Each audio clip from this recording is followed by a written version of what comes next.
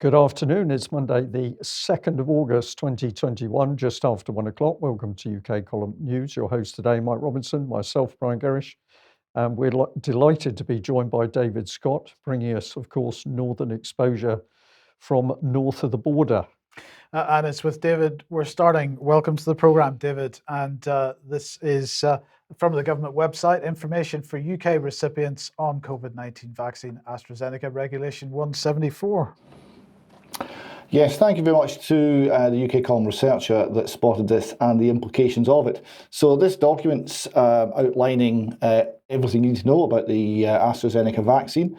And the key sentence from the second slide here is talking about the effects of reduced blood platelets, bleeding and blood clotting events. And it says some cases were life-threatening or had a fatal outcome. It's important to remember that the benefits of vaccination to give protection against COVID-19 still outweigh any potential risks. So the takeaway there is they're acknowledging that due to bleeding and blood clot events, that some people are being killed by the vaccine, and this is an official government document that's making that very clear. But the argument is, yes, we're killing people, but we're saving many more lives, and overall the benefits outweigh the risks. That's the key point.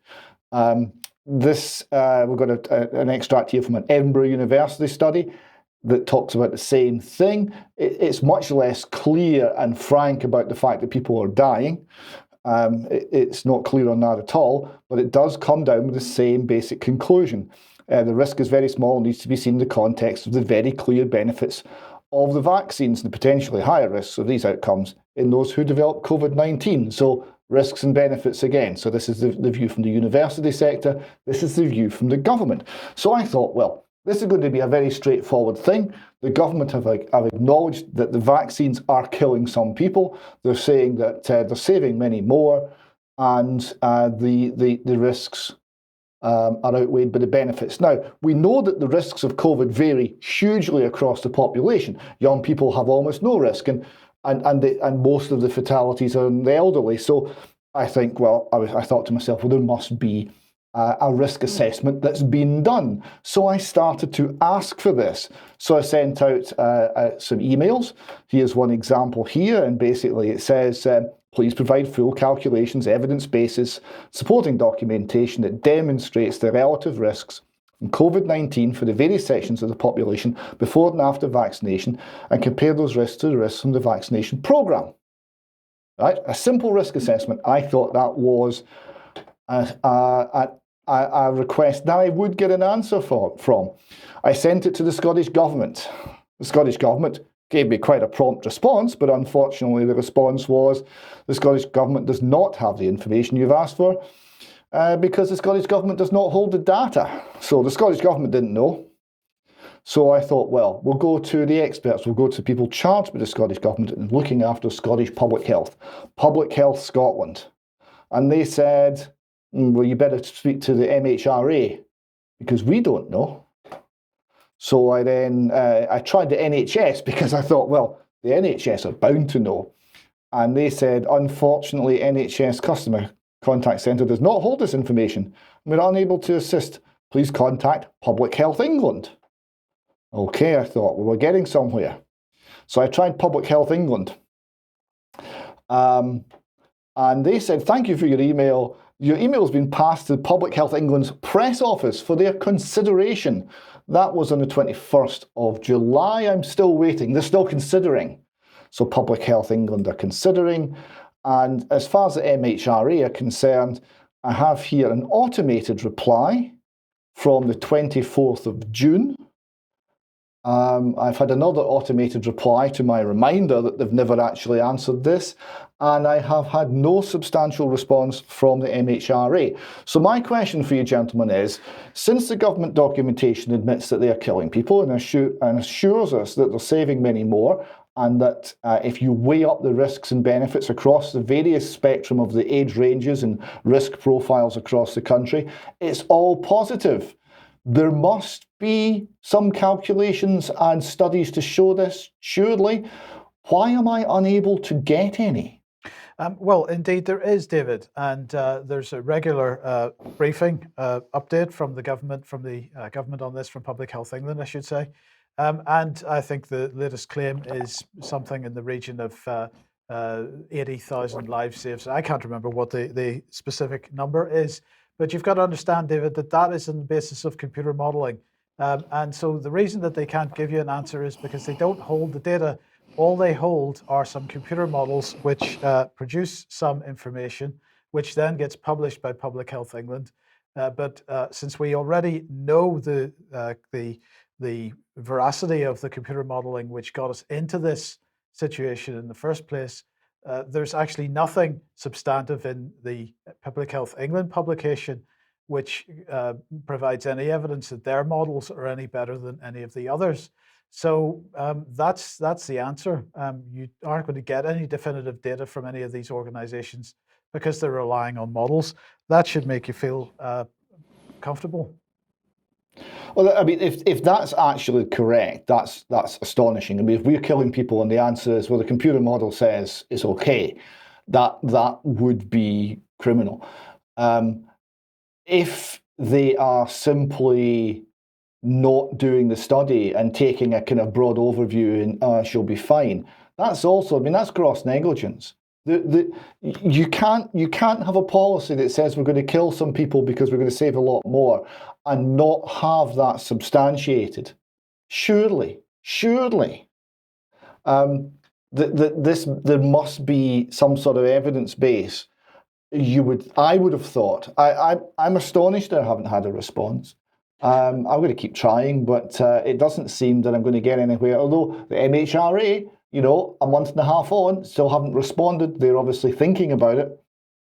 Maybe they'll respond soon.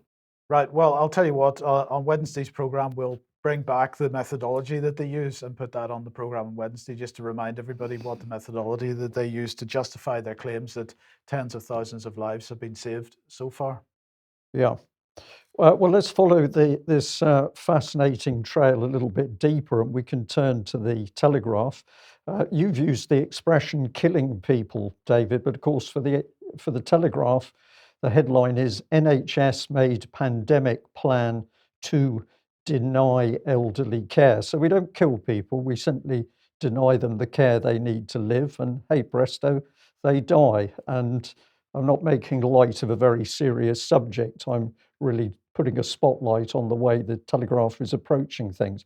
Let's have a look at what they had to say. And also, I have to say thank you to the number of people, UK column supporters, who saw this article and realised how important it was and sent it through to us. So let's have a look into it. So we've taken some of the quotes here. The NHS drew up secret plans to withdraw hospital care from people in nursing homes in the event of a pandemic. Confidential Whitehall documents show that the NHS plans refused treatment to those in their 70s, and support would instead be offered to use so-called end-of-life pathways. I hope you're paying attention to that, David, because we're going to support people by helping them into end-of-life pathways where, by some remarkable coincidence, they die. And on it goes. The strategy was drawn up by NHS England following a pandemic planning exercise in 2016 and was designed to stop hospitals being overwhelmed. Now, I'm going to say here, it's just fascinating the amount of studies that were done prior to the COVID-19 pandemic, which forecast out of nowhere the fact we were going to have a pandemic.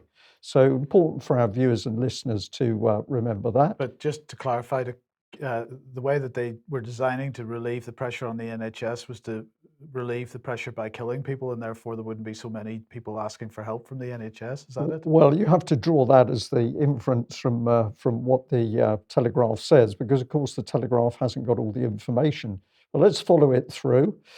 They suggest that in a severe flu pandemic, the Health Secretary could authorise medics to prioritise some patients over others and even stop providing critical care altogether. So that answers part of your question, I think, Mike. And this one here, ministers have repeatedly insisted care homes were not abandoned by the NHS, despite mounting evidence to the contrary. More than 42,000 residents in England and Wales died during the pandemic, and hospitals released thousands of patients into care without testing. So this is an interesting article, and it appears, if you take it at face value, that the Telegraph has got some concerns as to what's happening, but let's follow it through. So this is the another Telegraph article, hospital figures for COVID cases misleading. The government accused of making flawed decisions after the NHS finds a quarter of virus patients had another cause of omission. There was a little note, little subheadline under the picture here. Data show that of 5,021 patients currently classified as hospitalized by COVID, 1,166 were admitted for other reasons. So this is approximately approximately 25%. But this is a snapshot taken on the 29th of July. So we can say, if you've got a 25% error running, what was actually happening during the whole of the COVID-19 so-called pandemic? Well, the comment from the Telegraph is this: since last March, the NHS has published daily statistics on the number of COVID hospitalizations and the total number of patients in hospital with the virus. But in the run-up to Freedom Day earlier this month, hospitals were instructed to provide further data distinguishing between admissions primarily caused by COVID and those which were not. For the new data set, hospitals were instructed to provide, quote, a breakdown of the current stock of COVID patients into those in hospital with acute COVID-19 symptoms and for whom COVID-19 is the primary reason for being in hospital, and those who are primarily in hospital for a reason other than COVID-19. So for the first time, we're getting a clear breakdown between COVID and non-COVID patients. But let's remember the figure is 25%, at least 25% inaccurate during the whole of lockdown. This is what is emerging. So on we go. The disclosures will also put officials under pressure to revise previous statistics on COVID hospitalizations, and in future to use primary diagnosis with the virus as the key daily statistic. Last summer, Public Health England was forced to make changes to the way it reported death figures after its methods were found to, quote, inflate total numbers by counting a virus fatality, anyone who tested positive COVID and later died. Earlier this week, the Telegraph revealed that more than half of patients classed as COVID hospitalizations only tested positive after admission, with the figures suggesting that large numbers of patients were being categorized as COVID admission when it was not the primary cause. So, David, it seems to me here we've got some more to show. The government lied and falsified data. But as we're going to see, the Telegraph message from here on is that it all seems to be a terrible mistake. It was just a bit of good old-fashioned incompetence and a little bit of cock-up. Do you want to comment on that before we just show a little bit more?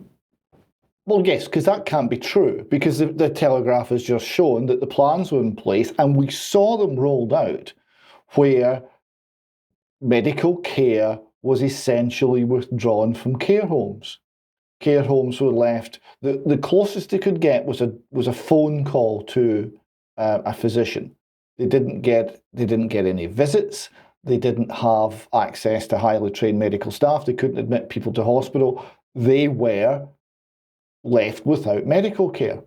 And I see the Telegraph also identified that plans were in place which would mean leaving premature babies without care under some circumstances under a pandemic. So the plans were in place and we saw them delivered and we saw the death toll as a result. This cannot be viewed as accidental because it was premeditated. Well, David, that's certainly how it seemed to me as I worked through this article. But let's show people a little bit more about what the Telegraph has been doing. So we bring the article back centre. Let's have a look at some of the articles that the Telegraph had put up. So we've got just appeared on the screen here, and need my glasses for this as usual. Exclusive exercise Cygnus warned the NHS could not cope with pandemic 3 years ago, but terrifying results were kept secret. Now we start to see a little bit more of spin, because the result of the exercise Cygnus was terrifying, and we didn't prepare enough. Not what was exercise Cygnus doing, what was it actually trying to say was going to happen, but no, it was just terrifying, but we didn't prepare enough. In came this article: 25,000 patients discharged into care homes without coronavirus tests at height of the crisis. We've got this linked article, all coming out of the main article about the NHS pandemic to deny the elderly care. How care homes paid the price for COVID as ministers scrambled to give the NHS, to save the NHS at any cost. And this one here: care home residents put on do not resuscitate orders without consent. More than 500 residents made subject to such orders. Well, I think it's a lot more than 500, because these statistics were never put out. And this is one here: hospital figures for COVID cases misleading. So the Daily Mail, the Telegraph knows full well that there's a whole raft of evidence against the government and its agencies. But what do they print? Well, they bring in this man, Sajid Javid. He said he asked for this advice. What he's talking about is the proper segregation in data between COVID-19 patients and people in hospital for other things. I've asked for this advice because it's important that we try to better analyse the primary diagnosis of anyone coming into hospital.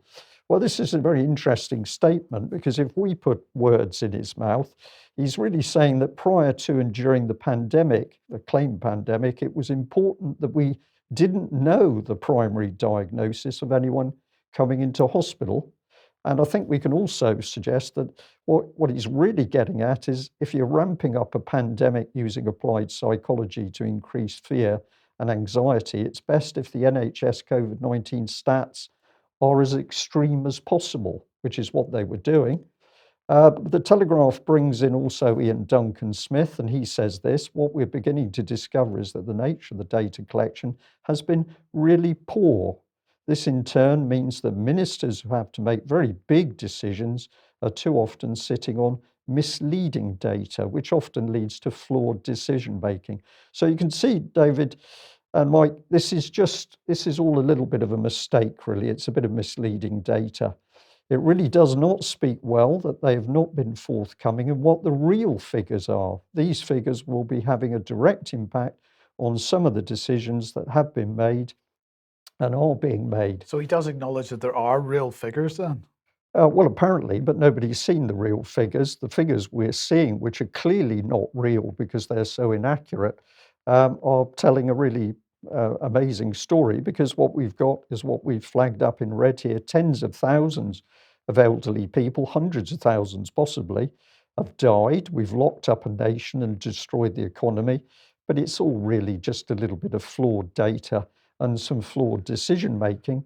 And if we really want to know what the medical care in UK is focused on, well, it's not improving the health of people. It's this. Here's Public Health Matters, gov.uk, using behavioural science to improve and protect the health of the nation. So never mind the fact we've got elderly people who've died as a result of this. We've got the vaccine adverse effects, and we've got misleading data. You've got to trust the same people, because they're going to change our behaviour to make us more healthy. It's outrageous. Yes. Well, I don't know what more to say. David? Well, it's interesting though that IDS is starting to talk about the flawed data. Obviously, it's been one of the things we've been talking about for about a year and a half now, but this is absolutely key, because of course, once you start looking for accurate data, the only place to stop is when you actually get some. Now, the definition of a case was changed to be a positive test. The definition of a COVID death was changed to be within 28 days of a positive test. The testing we know is monumentally unreliable. And not only that, but the degree to which it's unreliable is probably known, because it will depend on the number of cycles of the PCR test that's been run. Therefore, there is a story to be uncovered here about just how much the reality was magnified via the media, via the narrative, via the government story to justify the policy. Now, that's a very interesting story. I would hope that there'll be some of our politicians would actually pursue that, because that needs to be known. It does indeed, but I think I don't think there's too many MPs stepping up to the plate to do that. I mean, just to reinforce that, David, of course, what we saw initially was the claim that a case was anybody that had tested positive, or a death was anybody that had tested positive at some point leading up to their death. It didn't matter how long it was. So somebody, as Ian Davis made the point in his article on this, somebody could have tested positive in March and died in August or September and being considered a COVID death, even though they died of cancer or something else. You know, it was only after quite a bit of pressure that the definitions were changed to this 28 day notion. And since then we have constantly been saying on this program that, of course, there's different methodologies, different types of data from all the various agencies, whether it be Public Health England or the MHRA or whomever, which means it's practically impossible in the NHS, which means, well, it's not practically impossible, it is impossible to compare apples with apples, therefore. So we can never actually get to the bottom of the correctness of any statement that a government minister might say, because we don't see what they see. We can't actually properly analyse aside from the way we've been doing it for the last 14 months. Yeah, I think the politicians are being pulled into the spotlight. There is so much information and questioning now happening in the country. They are beginning to feel pulled forward. And what I think we've got going on here is the start of a campaign. We mustn't blame the politicians. We mustn't blame the people who made the decisions, Chris Whitty and co. This is all a terrible mistake over data. That's what I think is brewing here. And if we watch the media closely, we'll see whether that idea is correct or not. Now, on Thursday evening and Friday evening last week, we were delighted to be hosting Doctors for COVID Ethics for their symposium. Absolutely fantastic event. A few technical problems on Thursday, but nonetheless, the information that was given out was superb. Session 1 and Session 2 are now available on the front page of the UK Column website as on-demand videos, edited with removing all the technical glitches. And so please do share those already. And Sessions 3 and 4 will be up later on in the day. So here's the UK Column front page at the moment. So they're right up at the top. Do have a look at that. And share it as widely as possible. I just can't say thanks enough to Doctors for COVID Ethics and everybody else that contributed to that, because it was a fantastic 2 days. It was a fantastic 2 days, Mike, and I'm going to say, and of course, it couldn't have happened with all the work that you did with the team here in the UK Column studios. Now, we'd like to say that a lot of people sent us emails. We can't cover them all, but let's just bring a couple up on the screen. I'm just writing to thank you and all at UK Column, as well as all contributors, for the amazing symposium. I'll be keeping an eye out for the whole thing to be archived. Well, we've just covered that. It's an invaluable package of information that needs to be spread far and wide. Again, thank you, and in general, for all your hard work. Very best wishes, Tracy. Absolutely incredible conference. It's heart-wrenching and at the same time so informative. I so enjoy your episodes weekly. There are no words to express my gratitude. You're warriors for humanity, still trying to figure out as a small minority how to make a difference. My very educated family and most friends are completely hypnotized by the main narrative. Small group of people I converse with are completely open and aware and watch your show. Canada is unrecognizable. I like the Cash Friday idea. Class actions have to start, etc. Keep up the good work, everyone. And a big thank you. God bless you all, from Krista. So really nice to get the support in here. And for anybody wondering what Cash Friday is, this is Catherine Austin Fitt's idea that central bank digital currencies possibly aren't the best thing for us. We may not want to be contributing towards that particular agenda. And a good place to start, a very simple thing that people can do, is to just stop using digital currencies of any kind, whether it be a cash card or whatever it is. Just use cash on Friday. Start there, a very small gesture, but it gets you started. And I think it's a fantastic idea. Now, if you like what the UK column does and you would like to support us, then please head over to ukcolumn.org/community. There are options to join us there, and your membership would be very much appreciated and needed. And also do share the material that you find on the various platforms, plus the ukcolumn.org website. And David, after a little bit of a wait, the Dolores Carroll interview is finally up, and we've got to thank Mickey for editing this for us. Yes, indeed. We have been overwhelmed with the amount of work that's been coming in, but we have been responding, and we've now got some additional people helping out, which is tremendous. Mickey did a fine job on this, and I hope people will enjoy the interview. It's on Northern Exposure YouTube channel at the moment, and it will also be on the UK Column website later in the day. Dolores goes through her background and her approach to science and the mindset that she's brought to it, and that will allow people to understand why she has been speaking out the way she has been.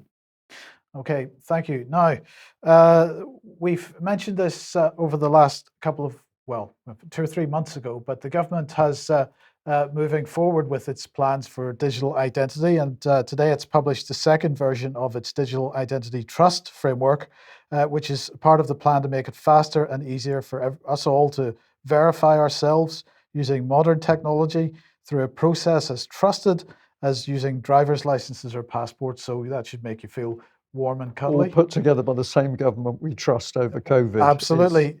So this framework shows how organizations can be certified to provide secure digital identity services. They will have to go through an assessment process with an independent certification body. So this isn't about the government providing digital identity services. This is about third parties providing digital identity services. And of course, there's all kinds of data protection implications, ethical implications, but we'll come on to some of those in a second. Now, let's just remind ourselves what the government was saying about this. They would put in place a data management policy to explain how they create, obtain, disclose, protect, and delete data. And they're going to follow industry standards for best practice for information security and encryption, because the UK government is renowned for its capability in this area. And I hope everybody recognizes the sarcasm in that statement. But anyway, telling the user if any changes, for example, an update to their address have been made to their digital identity. So there's nothing in place to prevent somebody that's providing a service to make changes to their data without the person's knowledge, but they will be told about it. So that's fantastic. Now, Matt Warman, a couple of months ago, who is the Minister for Digital Infrastructure, said, "It's become increasingly important in this digital age to be able to establish trust, particularly online. There are times in day-to-day life when you may be asked to prove something about yourself to access a service or product." So remember, this was before the main conversation about COVID ID, passports and COVID ID was really being discussed. But clearly the infrastructure is being put in place for this as quickly as it can be. He went on to say, having an agreed digital identity that you can use easily and universally will be the cornerstone of future economies.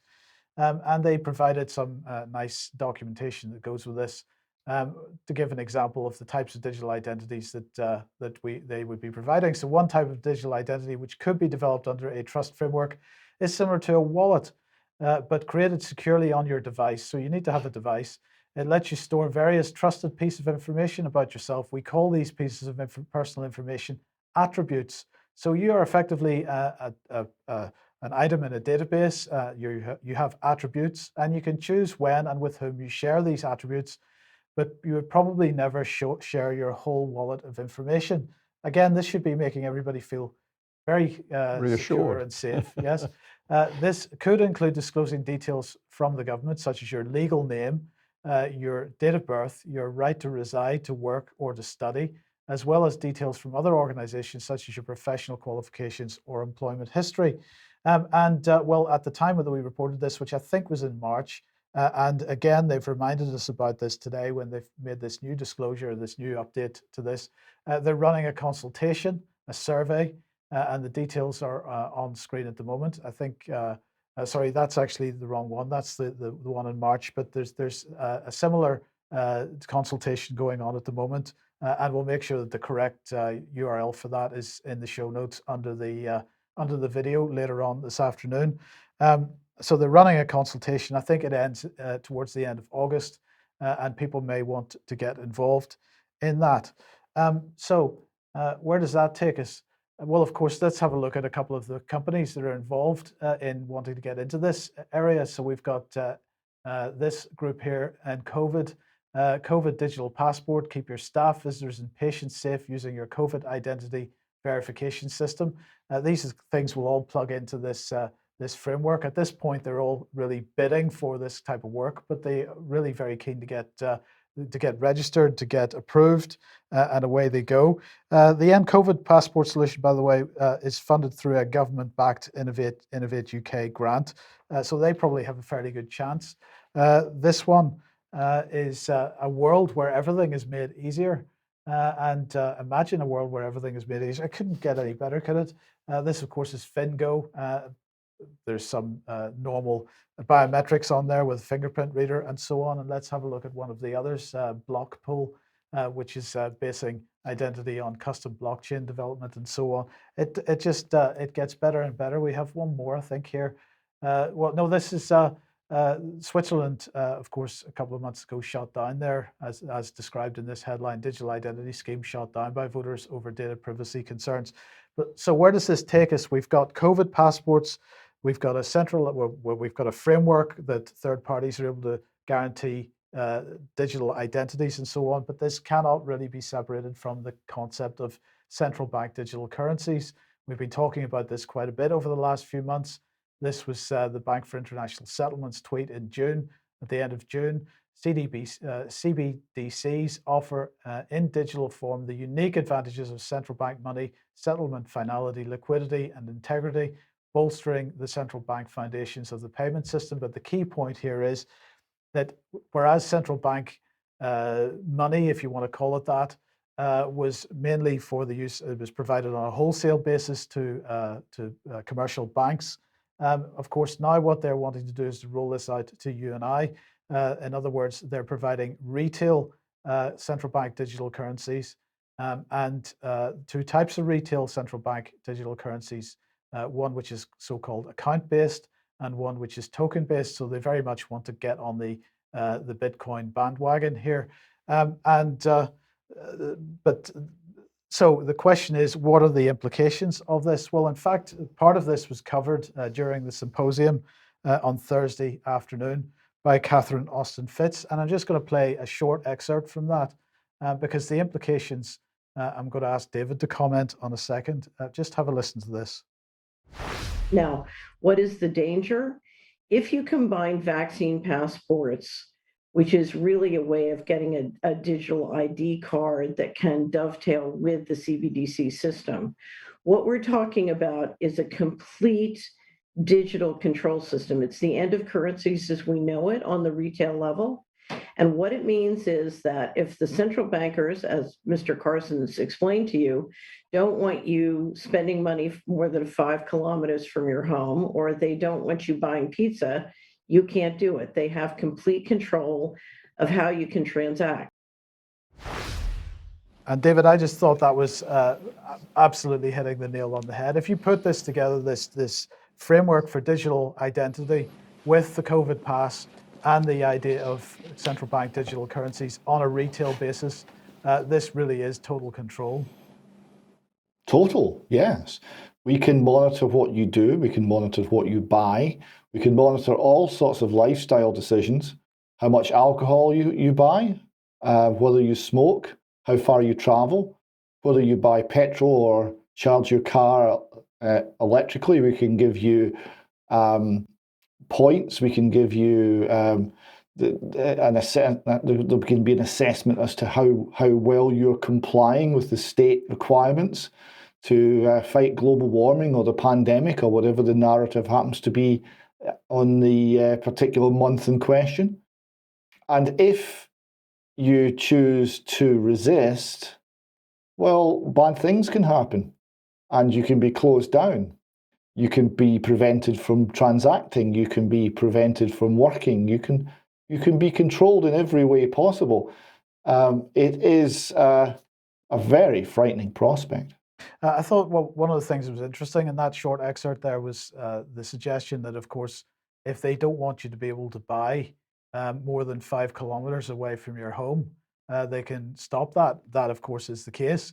But it just reminded me, was it 2 or 3 weeks ago, David, you were talking about exactly this concept of everything being local, and you would not be moving outside your local neighborhood more than the distance that you could walk in a day, for example. Yes, it's termed the 15-minute city or the 20-minute city, and it crops up in Scottish government planning at very high level for health. So when we're planning for the health of the nation, we are planning to include this concept that we're going to have everything you need within 15 minutes from your front door, and that will be the range of your normal experience. Yes. Okay. Well, let's move on to other economic matters then. And well, you've chosen the Financial Times here, but the headline is "Pandemic Fuels Broadest Global House Price Boom in 2 Decades." Why am I skeptical about the suggestion that it's a pandemic fueling that? Well, yeah, quite. It's an interesting article in many ways. Yeah, an event which is at least billed as being a great catastrophe for the world, that's decimated the population, has caused an enormous house price boom. Yeah, there's something wrong with that. So one of the strange things about this is, of course, it's everywhere. It's all across the Western democracies. House prices are booming everywhere. So the Times article here looks at historically low interest rates without really addressing the fact that they've been historically low for, 12 years now? And it's only now that this huge spike has come, so clearly there's something else happening. They're talking about accumulated savings during lockdown, because closing the economy down means that we save more, because that makes sense. And people want to work from home, so they need more space, and this is fueling the trend. And the word they don't use, that little word beginning with the letter I, inflation, it's not really talked about. There's a nice graph here that shows exactly what the boom is looking like. So you see the previous boom, which ended in the bust of around 2007, 2008, where that was a credit bubble, largely in housing. And you see we've not only recovered, but we've surpassed the levels of that last boom. And when you see it against, this is the next graph here is from the UK, and you see this against time for the UK with the quote pandemic highlighted at one end of the graph. What we see very clearly is once the pandemic hit and the economy essentially closed down, house prices started heading to the moon. And this is, of course, only explained by government fiat money printing. We can elevate any price we want now. We can't make the money be worth anything more. The value of the pound note is falling all the time. But we can make temporary feel-good factors with asset price inflation, because that'll fix things, Mike. That's never gone wrong before. No, never. And well, we'll see what happens next. But at least David, there is some acknowledgement within certain elements of the financial system that inflation is well, there's a major possibility of it getting out of hand. this is just one indication of it. We've got many other sectors of the economy showing similar stresses. And I think the word stress is quite appropriate here.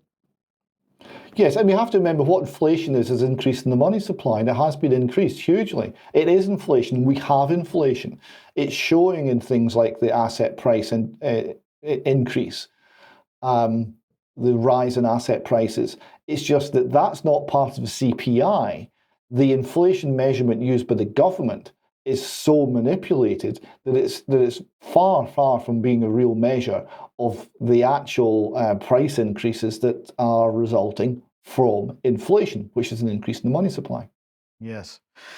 Okay, well, let's move on to censorship then. And well, the news over the last couple of days, Sky News Australia has been suspended from YouTube following what they say in their headline is a review of old videos. I know that it's only a 1 week suspension. They haven't been kicked off YouTube altogether. So it's a 1 week suspension by YouTube follows a review of content for compliance with YouTube's policies on COVID-19, which are subject to change in response to changes to global or local health authority guidance on the virus. Now, I think that's a sort of pressy of a World Health Organization statement, which I think Brian's going to come on to a little later. But Sky News Australia said, we support broad discussion and debate on a wide range of topics and perspectives, which is vital to any democracy. We take our commitment to meeting editorial and community expectations seriously. Well, quite a lot of the discussion about this across the internet has been good. It's the best thing that could have happened. Sky News Australia is really just the Australian equivalent of Fox, so who cares if it's been kicked off? And you can probably imagine the type of people that have been pushing this kind of commentary around social media and so on. But nonetheless, I think it's a pretty dangerous situation when we start seeing effectively mainstream media being sanctioned in this way. Nobody should be getting sanctioned in this way, frankly, but when it's getting to the point that even mainstream media is being sanctioned in this way, then we see how far down this road we've gone. Peter Hitchens, in the meantime, in the Mail, lost a lot of support in recent months because of his position on vaccination, but nonetheless, I thought this was an interesting blog post from him over the weekend. It's entitled, "Which is Worse, Having an Opinion or Failing to Tell Readers the Facts?" And what he's making the point here is that IPSO, which is the Independent Press Standards Organization, the authorized press regulator following the Leveson inquiry, has effectively sanctioned the Mail for Hitchens making some commentary and giving his opinion on the wearing of masks. And what he's saying is, that this is a giant pole vaulting leap in IPSO's function and powers. Once it has been accepted as just, no opinion is safe. So I think it's important that we get to grips with what is going on here. And now, just to let you know what IPSO looks like, this is them. They have in their latest news section our response to COVID-19. Find out about how we are supporting responsible reporting during the pandemic and so on, and the outcomes of complaints about COVID. So they are there to support responsible reporting, and giving an opinion about something is not responsible. You may not do it, and so it'll be shut down. And just for the sake of interest, if anybody wants to know, this was the mask report that Hitchens had been giving his opinion about. Effectiveness of adding a mask recommendation to other public health measures to prevent SARS-CoV-2 infection in Danish mask wearers. So this, many people, including Carl Hennigan from the Oxford Evidence-Based Medicine Group, basically said, well, look, this paper demonstrates that there's no evidence of any efficacy with respect to wearing of face masks at all. Hitchens had been reporting on that, and and IPSO took him to task for it. So we're heading in a pretty dangerous direction with censorship at the moment. Yeah, and it's coming in very quickly. I had an additional angle on this particular story. So if we come back to the Mail here, we've got the YouTube banned Sky News Australia in the headline, and the first bit of text was, Google has banned Sky News Australia from uploading content to YouTube for 1 week after the news platform allegedly breached its rules on spreading so-called COVID misinformation. I just wanted to cross out the YouTube and I wanted to cross out the Google because, of course, ultimately it's people who've made these decisions and we need to keep it personal. We need to focus on the people. So let's bring in Sundar Pichai, if I pronounce that name correctly. So he's essentially saying we, because it's his organization, he's the man in charge, we ban content that promotes diagnostic methods that contradict local health authorities or WHO, the World Health Organization, and same for the chief executive for YouTube. So there's Susan, which is, can you pronounce that, Mike? You're better than I am on Polish names. Or have I dropped you in it now? Yeah. I should you'll have checked let that. you'll So have to let that apologies. one Somebody go. will pick me up on that. But there she is. There's the lady. You can recognize her from the picture. And it goes on because Sundar also said we ban content which promotes transmission information that contradicts the local health authorities and WHO. So we've got people setting the rules. Who are these people? What gives them the power in order to dictate? Indeed, and I just wanted to, because this always grabs me, this particular quote here, because the local health authorities, what does that mean? Well, of course, what he's talking about is national health authorities, and this gives us a clue as to the thinking of him and people at his level, because he is thinking purely in a globalist sense, and so national health authorities become local health authorities. So I think that's just a little interesting insight into the mindset. I think it's a very good one. So let's come back to the Daily Mail. Now, in the text, what I saw was the fact that alongside their main text, they had this other text in blue. Very often in the Mail, this is actually an advert that will have come from government, but there was no labelling that it was from the government. The headline in the blue text was "Do face masks work?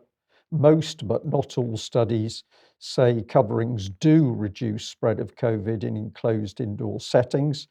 And it was quite a long segment. And then I noticed it went to this right at the end. So let's bring it up on the screen. The World Health Organization says masks should be used as part of a comprehensive strategy of measures to suppress transmission and save lives. The use of a mask alone is not sufficient to provide an adequate level of protection against COVID-19. So there's the Daily Mail kowtowing to WHO. And then it also says if COVID-19 is spreading in your community, stay safe by taking some simple precautions such as physical distancing, wearing a mask, keeping rooms well ventilated, avoiding crowds, cleaning your hands and coughing into a bent elbow or tissue. Check local advice where you live and work. Do it all. So my point is that actually what's going on in this article is the Daily Mail is feigning debate about the subject of censorship, but within its own article, it then simply defers to the advice from the World Health Organization and the local health authorities, Mike. So I almost don't have words to say how well, it's not misleading, but the reader just doesn't understand what's being done with them as they go through this. Yeah. Okay, that takes us on And just add this one as well. Over the weekend, I picked up an amazing Fox News. This is Tucker Carlson, but he was talking about people who'd been vaccinated and were getting the virus.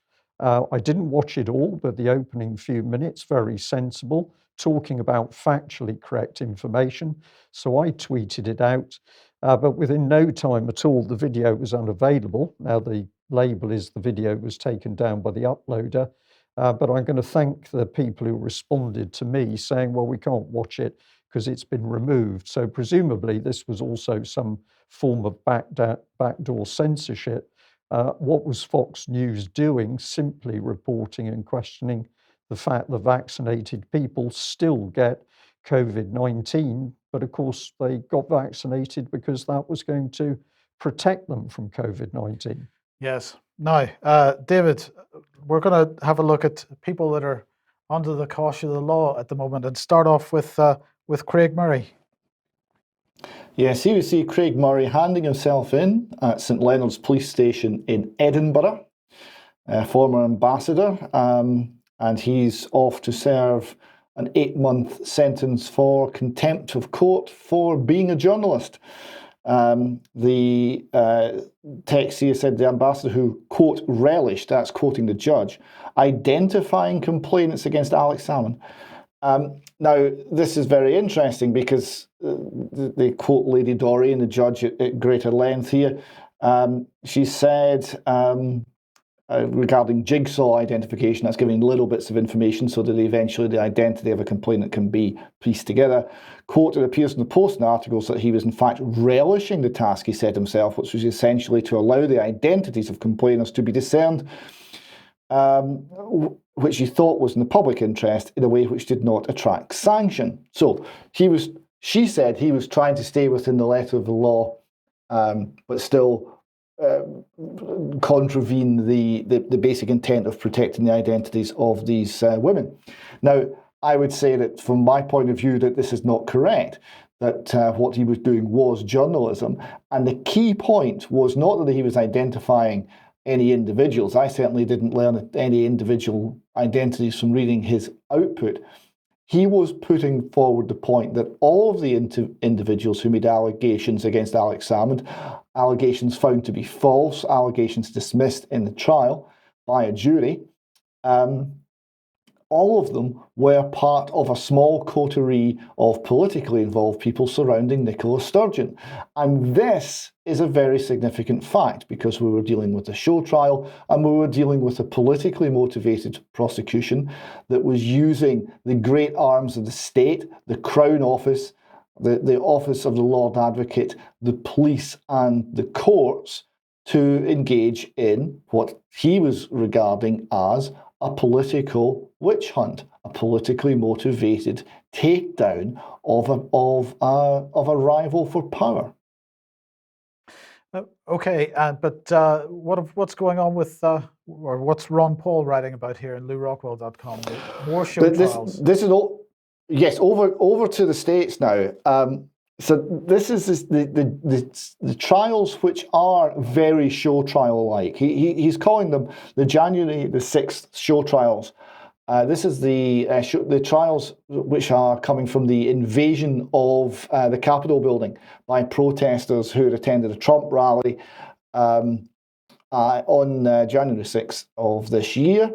And he's writing about the fact that a protester who did nothing more onerous than walk into a building and take a photograph has been essentially tried and convicted and sentenced to 8 months and viewed as a domestic terrorist, even though he didn't engage in any terrorism. This particular gentleman, Mr. Hodgkins, is considered a terrorist not because he undertook terrorist activities, but because the context in which he undertook non-terrorist activities were, quote, imperiling democracy. So this is a political sentence for a political act, and it is nothing to do with the general nature of the actions of the individual. So this is, Ron Paul is highlighting, this is a failure in the legal system. This is the legal system transitioning from being something that protects the population from excesses of others, including the government, to one which is politically led, politically directed, and is involved in simply silencing dissent. And he concludes the purpose of the Soviet show trials was to create an enemy that the public could collectively join in hating and blaming for all the failures of the system. The purpose was to turn one part of the population against the other part of the population and demand that they be cancelled, and it worked very well for a while. So he's suggesting that this is another move into communism, into the sort of totalitarian state that used to run rule in the Soviet Union and is now increasingly coming in by stealth into United States and Britain and other places which used to be the exemplars for free societies. The only thing I'd add to that, David, is it's difficult to see how it can be an accident that this enormous change in Western governments has come in. It's got to be deliberate, it's calculated. we can see the steps. And coming back to Scotland then, David, somebody who's been on the UK column news once or twice with some quite comedic content is now, was arrested at the weekend.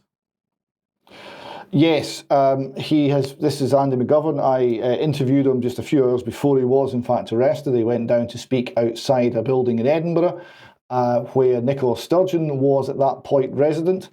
And having addressed the crowd, he was then arrested by the police in very strange circumstances. They came up to him and they said that they wanted a chat. And when he said he didn't want to chat with them, then because he didn't want to chat with them, he was therefore under arrest, which seems very illogical line of thinking there. And he was kept in again, St Leonard's Police Station in Edinburgh for some time. And then when he was released, he was given bail conditions which are extremely onerous and essentially prevents him from carrying on his peaceful grassroots campaign with his friends and neighbours in Glasgow. So they're acting to silence him. This is not a matter of policing. This is not a matter of anybody having been hurt or any property having been damaged, because none of those things happened. This is a matter of social control and political control. So how long do the bail conditions last? Well, he is challenging them in court, I understand, but at the moment they will last up to the end of September when his hearing is due. So this is the slowness of the judicial system, and the fact that the courts after COVID are all overwhelmed and have a backlog becomes a means by which people can be silenced, because the bail conditions will run on and on for months. At least until the court hearing, and maybe after that. And all during this time, due to these bail conditions, things which are lawful for anybody else in the country to do are unlawful for Andy McGovern to do, because if he goes to certain parts of Glasgow, if he goes to central Glasgow, if he goes to Glasgow Green, where the weekend gatherings have been happening for a year and a half now, without any trouble, without any violence, without any property damage or anything like that. These have all been peaceful events. If he goes and attends one of those, he will be arrested and remanded for breach of bail conditions. So his liberty has been curtailed in order to prevent him being part of a political movement opposing lockdown. Okay, well, we'll keep everybody informed on that. Now, the United Nations is holding a Food Systems Summit 2021 in 2021, and in the run up to that, just the end of last week, they ran the Food Systems pre-summit, because if you're going to have a summit, you got to have a pre-summit. So representatives from 100 nations were at this, and it was co-hosted by the UN Food and Agriculture Organization, and it was held and Italy, because it was held in Rome, So, well, the question is, do we need food? This is the question, because food's problematic. Food production creates CO2, and CO2 is harmful and it's poisonous, and we don't want it. So in order to prevent CO2, we've got to stop growing food. Just to give a flavour of what this was about, I'm going to apologise in advance for inflicting this on everyone, but Prince Charles gave a bit of a keynote at the end of the first day, I think it was, and I'm afraid you're going to have to listen to a few excerpts from this. Now, this is edited. Now, I've tried to be, I haven't taken anything out of context, but listen carefully to what he says. I am most grateful for the opportunity to address this closing session. I speak to you today as someone who, over the past 35 years, has been a long-standing and practicing advocate of developing a more sustainable approach to land use and food production. I need not stress how urgent it is that we achieve profound and rapid change in this sector. The way our food system operates affects our environment and our health every day of our lives, but also the fragile health of our planet. Now, I cannot think of a sector that is more literally central to the survival of our world. Roughly half of all the habitable land on Earth is now used for agriculture. In the last 50 years alone, more than a third of our farmable soil has been destroyed or degraded by human activity. The global food system is also responsible for more than a third of all greenhouse gas emissions. Much evidence points to the fact that it is perfectly feasible to produce food in a way that is beneficial to Earth's interdependent systems without damaging our economic well-being. At the beginning of this year, I published the Terra Carta as a recovery roadmap for nature, people, and planet. And last month, I launched 10 transition coalitions of willing and able companies, together representing over $60 trillion in assets under management. So, David, I don't know what your thoughts are on that. Well, I'll put you on the spot then. Tell me what your thoughts are about that. Completely incoherent, right? He said, right, we're interested in sustainable land use and food production, right? That's not the same as reducing food production. He then goes on to, well, you know, we're using half the land. Well, why only half? Why shouldn't we use the land for food production? If you're Christian, and he's meant to be, you should be, because you should be stewards of the earth, but actually in charge of it. But anyway, that's another thing. If he's a Gaia earth worshipper, it's different, right? And he's then talking about, well, greenhouse gases are beneficial for agriculture because with more CO2 you get a greener planet. So we'll leave that to one side. He then talks about economic damage, and he says no economic damage. We can solve this problem with no economic damage. Now that is a very interesting statement, and if he believes that, he believes a lie, because the policies that are being pushed are hugely economically damaging, massively so, and we'll maybe talk about this more in extra time.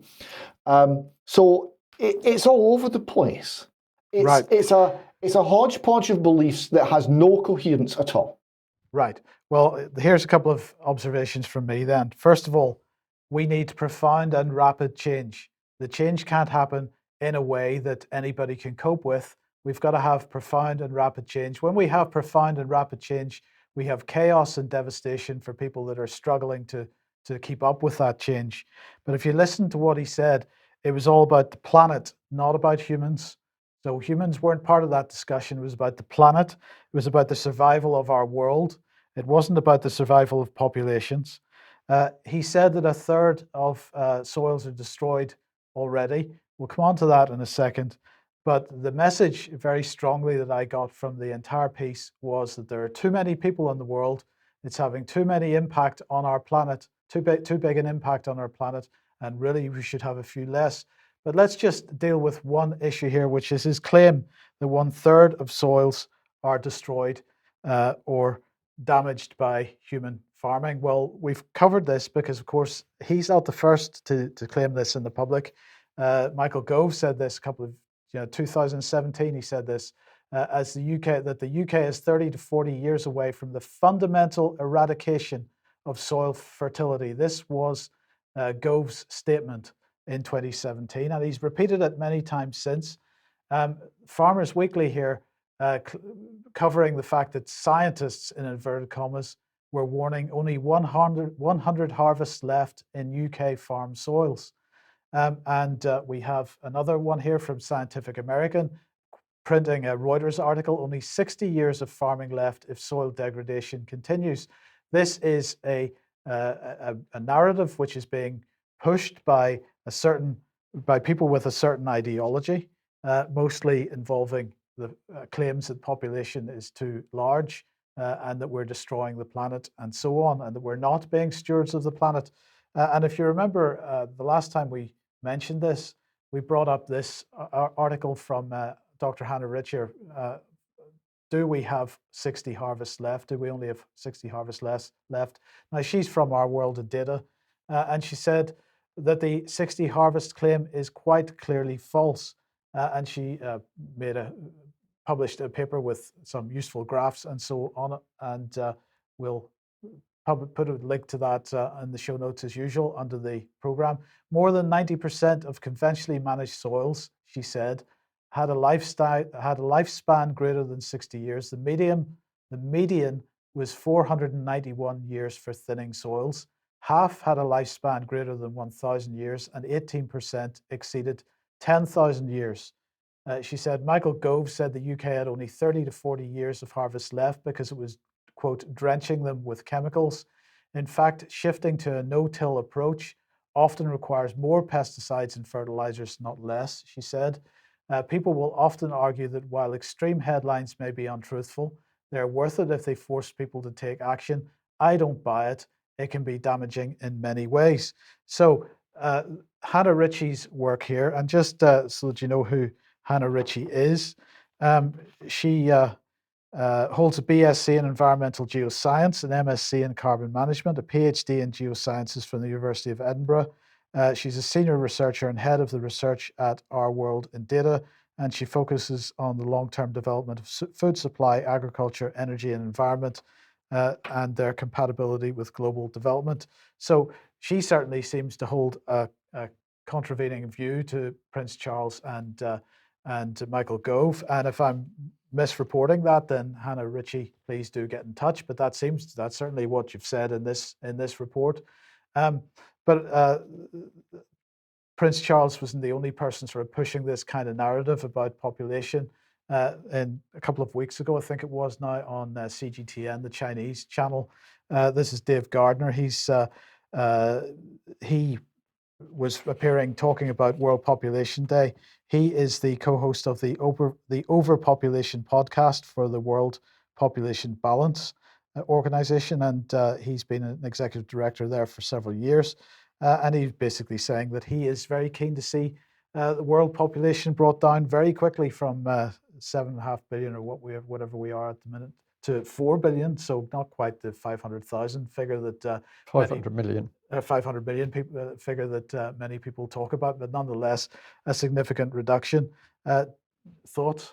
Well, I just want to come back to Prince Charles, and what did I pick up on the fact that he's casually waving the raw hand, saying, well, I've been chatting to 10 transition companies, and that gives me access to 60 trillion pounds. This is as bad as the Church of England assembling 17 trillion pounds for world political objectives.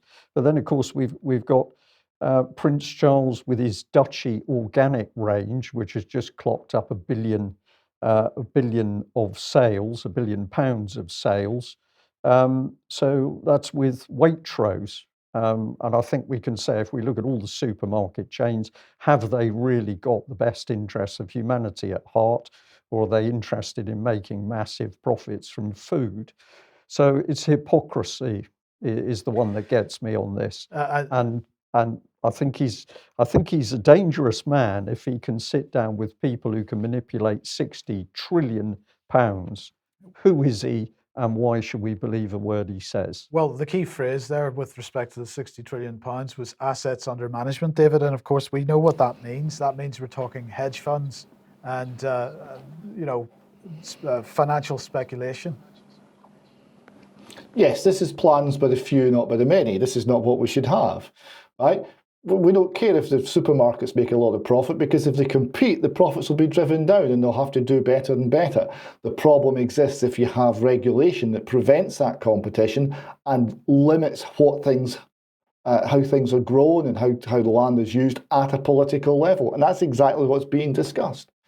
The difficulty here is that we've got people who have bought the lie that's been repeated since the late 1960s. The population explosion. We're all going to starve. There's not going to be enough food. The whole world's doomed. There's far too many people, right? And it didn't happen. It didn't happen in the 1960s. It didn't happen in the 1970s. It didn't happen in the 1980s. It was predicted in all of these periods of time, right? And now we've got to a point where actually the people of the planet are richer than ever before, largely because of the fall of communism, although it's making a comeback. But the fall of the Berlin Wall and the opening up of huge amounts of the planet, including China, to free market forces to some degree, saw the greatest ever reduction in worldwide poverty. So people have got more. The population is now not growing very quickly at all, and it's going to peak relatively soon. There is no population explosion, just like there's no global warming crisis. It is all a lie. But it's the question is, well, why are they lying? Why is misleading false facts being put forward at such a high level and used to control governments across the globe? That one worries me quite a lot. Yes. Okay. Well, let's, David, very briefly, please, Scotland and Humza Yousaf demands investigation into nursery over alleged racism claims. Right.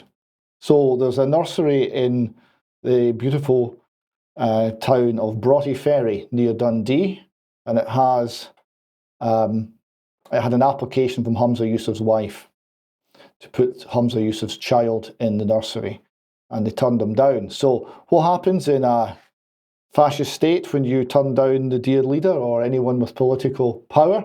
Well, there's trouble. So Humza didn't like what happened, and they decided they would have an investigation. So they phoned up the nursery and pretended to be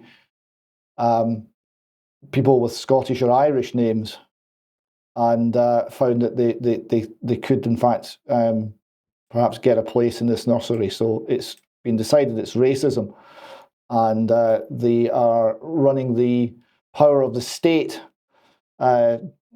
forward to take on this nursery on behalf of Humza. The nursery, in their defence, said that their owners are of Asian heritage and they have a wide range of people from all cultural and religious backgrounds, including two Muslim families at present. So they are saying that they are not racist.